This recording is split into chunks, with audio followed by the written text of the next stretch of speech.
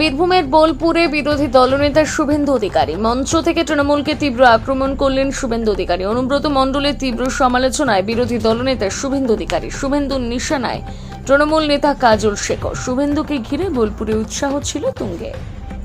বাবনের তো কইতে লাগবে না, ভাই জগন্নাথ বলে দিয়েছে, তাই বিকাশ মিশ্রকে আর বললাম, আর বলার দরকার নেই। আমার নাম বিকাশ মিশ্র, আমাদের দীর্ঘদিন বোলপুরের বিজেপির কাউন্সিলর। আমাদের মন্ডল প্রেসিডেন্ট কাঞ্চন ঘোষ আছেন, 21 সালে মার খেয়েছিল, রাত্রিবেলা আমাকে ফোন করেছিল। আমি হয়তো ওকে মার খাওয়া আটকাতে পারিনি, কিন্তু ওর রক্তটা পোছানোর কাজ করেছিলাম বা চেষ্টা করেছিলাম। আপনাদেরকে আমি ধন্যবাদ জানাবো যে অনেকদিন পরে বোলপুরে একটা জনতার গর্জন আপনারা দিলেন। আমি শুধু জনতার গর্জন বলবো না, এটা রাষ্ট্রবাদীদের গর্জন, এটা দেশপ্রেমিকদের গর্জন, এটা সনাতনীদের গর্জন, এটা মূলবাসী আদিবাসীদের গর্জন। এবং এমন একটা দিনে গর্জন দিলেন যেদিন ক্রান্তি নায়ক ভগবান বিরসা মুন্ডার আজকে প্রয়াণ দিবস। আমরা তাকে প্রণাম জানাই, জোহার জানাই। আজকে এই কর্মসূচির আহ্বায়ক ব্যবস্থাপক আমাদের পরীক্ষিত নেতা, বর্ষিয়ার নেতা শ্যামাপদ মণ্ডল মহোদয়, উপবিষ্ট আছেন রাজ্যের সাধারণ সম্পাদক, তরুণ নেতা ভাতৃপ্রতিম জগন্নাথ চট্টোপাধ্যায় মহোদয়, সর্বভারতীয় যুব মোর্চার ভাইস প্রেসিডেন্ট দুবরাজপুরের এমএলএ অনুপ সাহা মহোদয়, কিষাণ মোর্চার রাজ্যের সভাপতি মান্যবর মহাদেব সরকার মহোদয়, আমাদের অত্যন্ত প্রিয় নেতা বীরভূম সাংগঠনিক জেলার সভাপতি ধ্রুব সাহা মহোদয়, এর বাইরেও বিদ্যাসাগর চক্রবর্তী, প্রিয়া সাহা, সন্দীপ নন্দী সহ সম্মানিত মঞ্চ, আমি প্রত্যেককে অভিনন্দন জানাই। আমি আমার মা, বোন, দিদি এবং কন্যাদেরকে প্রণাম নিবেদন করি, বন্দন করি। না জাগিলে ললনা, এ বিশ্ব জাগে না। আমরা কেউই পৃথিবীর আলো দেখতে পেতাম না যদি না মায়েরা থাকতেন, না থাকতেন মাতৃশক্তি, দেবী শক্তি। আমি যে পুণ্যভূমিতে উপবিষ্ট হয়েছি, একদিকে বিশ্বকবির স্মৃতিধন্য শান্তিনিকেতন, অন্যদিকে জগৎ খ্যাত আস্থার জায়গা মা তারার এই ভূমি, তারাপীঠ নামে খ্যাত। আজকে সেখানে আমরা এসেছি নারী সম্মান যাত্রায়। কেন নারী সম্মান যাত্রা? আপনারা জানেন, গত কয়েকদিন আগে পশ্চিমবাংলার চোরেদের রানী পিসিমণি, মহারানী চোরেদের, যিনি এখন হীরক রানী হয়েছেন, সেই হীরক রানীর সবচেয়ে ক্লোজেস্ট নেতার নাম হচ্ছে অনুব্রত মণ্ডল। অনুব্রত মণ্ডল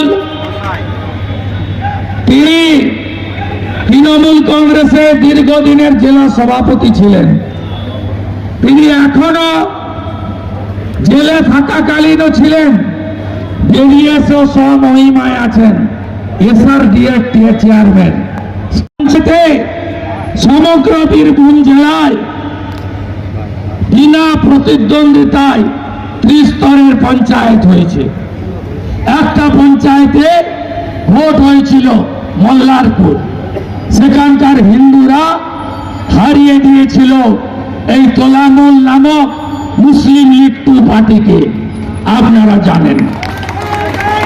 সেই অনুব্রত মণ্ডল গরু পাচারের মামলায় জেল খাটলো, তার 500 কোটি টাকার সম্পত্তি উদ্ধার হলো, তার সিকিউরিটি নাম তার সাইগল, ওসিআইসিরা তাকে স্যালুট দিতেন, তার 200 কোটি টাকার সম্পত্তি উদ্ধার হলো। মোদিজি আছেন বলেই না খাউঙ্গা না খানে দুঙ্গা অনুব্রত মণ্ডল মতো চোরেরা, মমতার ভারী নেতারা 2 বছর তিহারের জেলে কাটিয়েছে আপনারা জানেন। বেরিয়ে আসার পরে আবার স্বমহিমায় আপনারা অনেকেই জিজ্ঞেস করেছিলেন জামিন পেল কেন।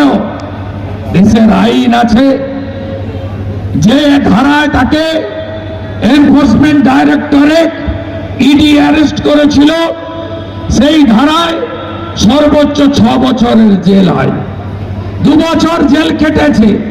ভারতের আইন যদি ঠিক থাকে আরো 4 বছর জেল খাটতে হবে এই ভারী নেতাকে। সব অ্যাকাউন্ট ফ্রিজ, সব সম্পত্তি বাজেয়াপ্ত, নিলাম শুরু হলে বলে তাই চিন্তা করবেন না, এদেরকে আমরা শিকড় সহ তুলব যাতে যাতে আর একটা পাতাও না গজায়। আমরা আজকে এসেছি কেন? 42 ডিগ্রি তাপপ্রবাহ, যারা 4টার মিছিলে বেরিয়ে এসেছেন মঙ্গলকোট থেকে, হাউসগ্রাম থেকে, লাভপুর থেকে, ময়ূরেশ্বর থেকে, নানুর থেকে, কেতুগ্রাম থেকে, বোলপুরের বিভিন্ন গ্রাম থেকে 1টা 12টা না খেয়ে, মুড়ি খেয়ে, পান্তা খেয়ে বেরিয়েছেন। কেন এসেছেন? মা বোনের সম্মানের জন্য। আপনারা মন্তব্য অনুব্রত বোলপুরের আইসিকে যে ভাষা বলেছেন, বিশেষ করে আইসি বোলপুরের স্ত্রী এবং মাকে নিয়ে মুখে আনা যায়? বলুন বলুন, কানে শোনা যায়? তাহলে কি করা উচিত?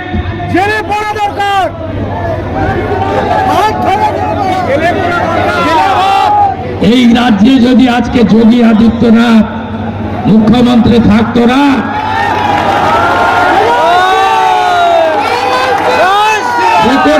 নয় জগন্নাথ বলছিল, খপাস করে ধরতো,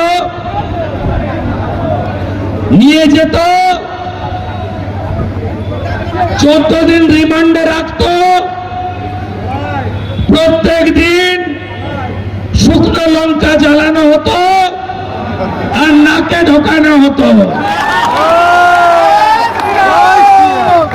যেদিন ঘটনা ঘটে আপনাদের বিরোধী দলনেতা বলেছিল অনুব্রতর কিছু হবে না। হ্যাঁ, এটা ঠিক, যার মাথায় মমতার হাত সেই খাবে জেলের ভাত। অপদ এ তো বীরভূমের একটা অংশ এসেছে, এ তো পহলে ঝাঁকি হ্যায়, আবি সিন্দি রামপুরহাট বাকি হ্যায়। এ তো উদ্বোধন হলো আজকে, গায়ের ছানা বীজতলা ফেলি না আমরা, কি বলি আগুয়াছিরা। আগে বলদ দিয়ে করা হতো, এখন মেশিনে করা হয়। বীজ ফেলা হয়, চারা হয়, রোপণ হয়, বরুণ দেব বর্ষা দেয়, তারপরে ধান পাকে, তারপরে আমরা কাটি। আজকে বীরভূম জেলাতে